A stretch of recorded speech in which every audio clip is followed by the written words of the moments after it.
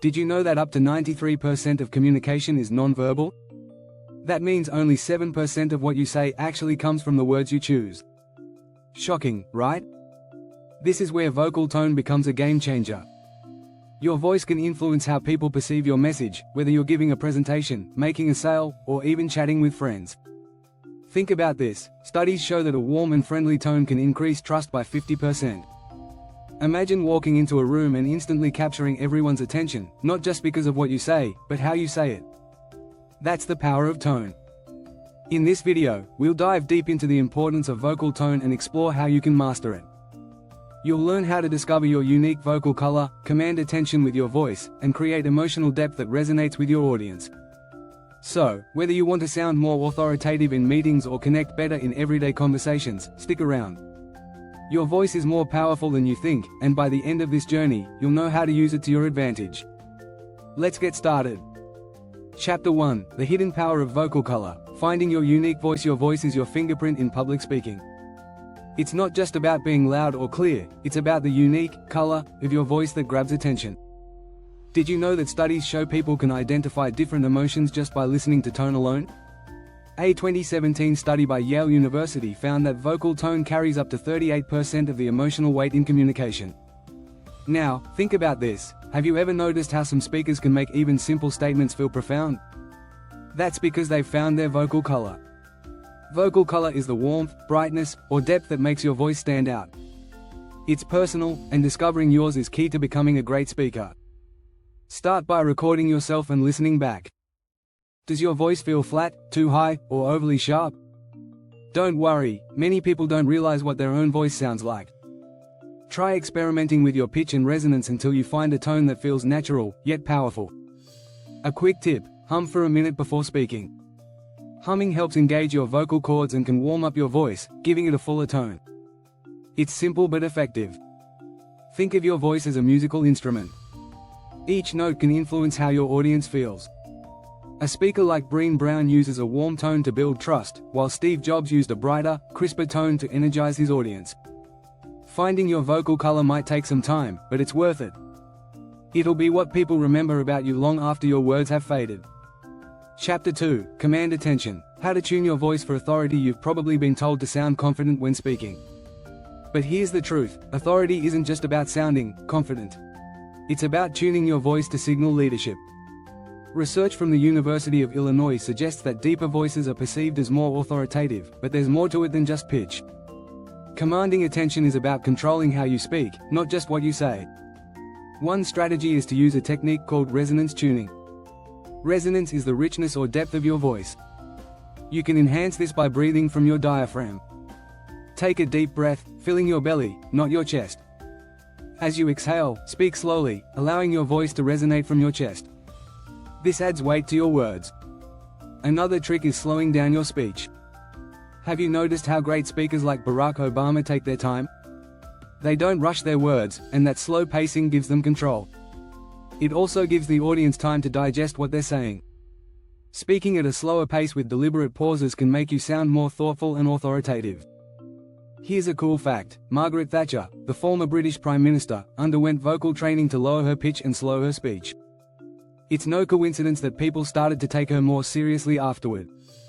To practice, try reading out loud while consciously breathing deeply and slowing down. You'll notice how this simple adjustment shifts how authoritative you sound. Chapter 3: The Silent Symphony. Mastering the art of pauses and space. Silence is golden.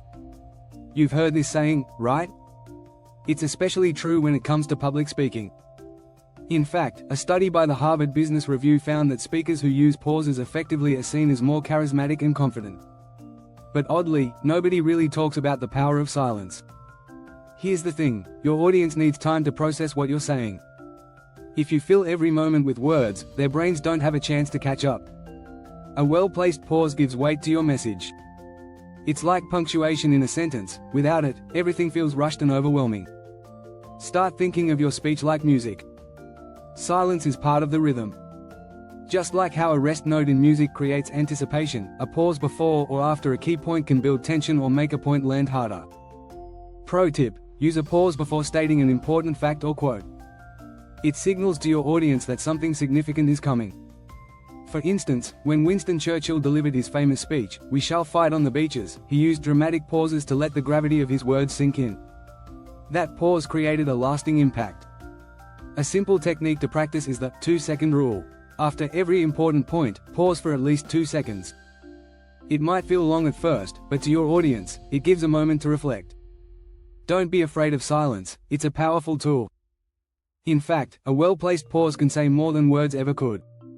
If you're finding these tips valuable, make sure to subscribe for more insights on becoming a great speaker. Chapter 4: Emotional Echo. How to use tone to create emotional depth. Have you ever noticed how a speaker's tone can make you feel something, without them even saying much? That's the power of emotional depth in vocal tone.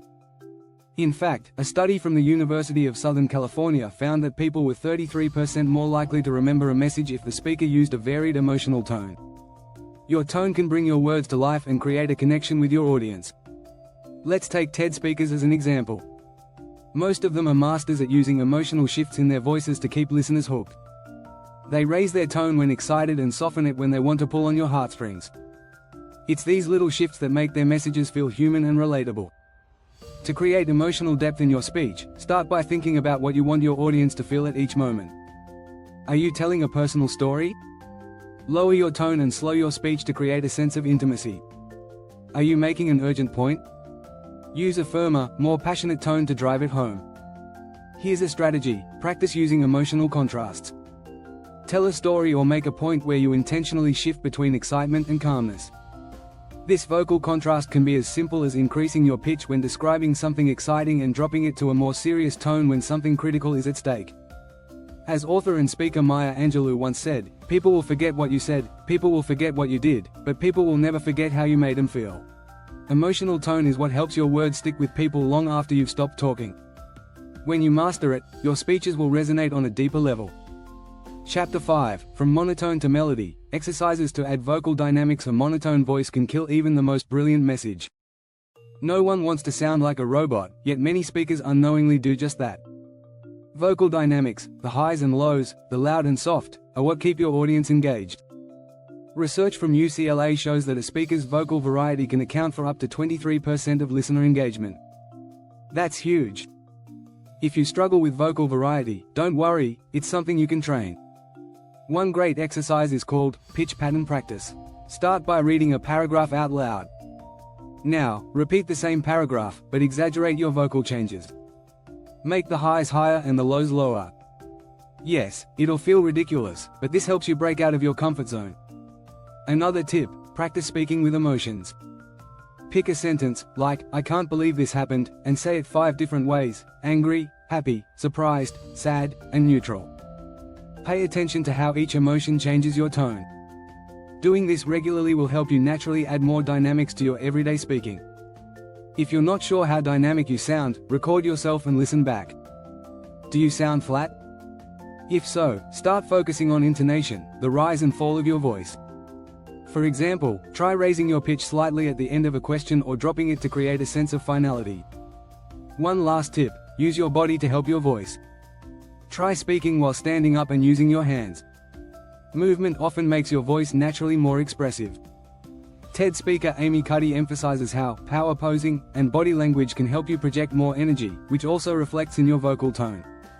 Remember, the goal is not to sound dramatic, it's to avoid sounding flat. A lively voice keeps your audience on the edge of their seats, eagerly waiting for what you'll say next. If you enjoyed these insights and want to improve your speaking skills even further, don't forget to subscribe. We'll be sharing more tips and tricks to help you become a confident and engaging speaker.